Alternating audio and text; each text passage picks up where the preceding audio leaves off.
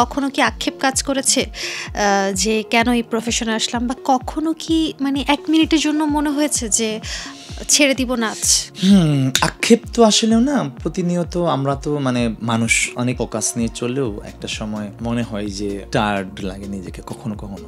আর এই লাইফটা না স্ট্রাগল করতে করতে এই পর্যন্ত, এবং আমি একা ঢাকা, আমার কোনো মামা চাচা খালু বা ফ্যামিলিরও কেউ ছিল না, আমার কোনো ওইরকম কোনো ছায়াও ছিল না টিল নাই। মুম্বাই থেকে আসার পরে একা একা স্ট্রাগল করে এই জায়গায়। সো আমার একটা শক্তি হলো যে আমার একটা নাচের দল আছে, আমার কিছু পোলাপান আছে, ছাত্রছাত্রী, যাদেরকে আমি তৈরি করেছি, তারা আমার সাথে আছে। এবারে কিন্তু আমার অর্জন বলতে তেমন কিছুই নেই। সো সেই ক্ষেত্রে মাঝে মধ্যে না টায়ার্ড লাগে যে এত কিছু করি বা এত কিছু করার চেষ্টা করি বা এত কিছু ভাবি, সেই পরিমাণে যেটা আমি পাশের দেশ ইন্ডিয়াতেও দেখেছি, এখানে সেই প্ল্যাটফর্ম বা সেই জায়গাটা নাই যে আমি দেখাবো বা আমি ওই মূল্যায়নটা পাবো, এটা নেই। এটার জন্য আমি আক্ষেপ কাজ করি। নৃত্যশিল্পী হিসেবে আক্ষেপ কাজ করে না, মাঝে আক্ষেপ কাজ করে যে আমি হয়তো বা অন্য কোনো স্থানে জন্মগ্রহণ করেছি যেখানে আমার স্ট্রাগলটা অনেক বেশি। আর এটারও একটা ব্যাপার, শিল্পীদের আমি শুনেছি এই কথা আসলে বলছি যে তো আজকে অনেক খোলাখুলি আলাপ করছি আমরা, এটাও সে এইভাবে বলার কিছু নেই। জগতের বিভিন্ন মহাপুরুষরা এরকম স্ট্রাগল করে করে আগাইছে, সেই সক্রেটিস থেকে শুরু করে সবাই, তার জায়গায় তার মূল্যায়ন ছিল না। বা এটা হয়তো বা আমার জন্য চ্যালেঞ্জ। আজ থেকে হয়তো বা অনেক বছর পরে কোনো ইতিহাস লেখা হইলে হয়তো বা নাম আসবে যে একজন শুরু করেছিল বাংলাদেশে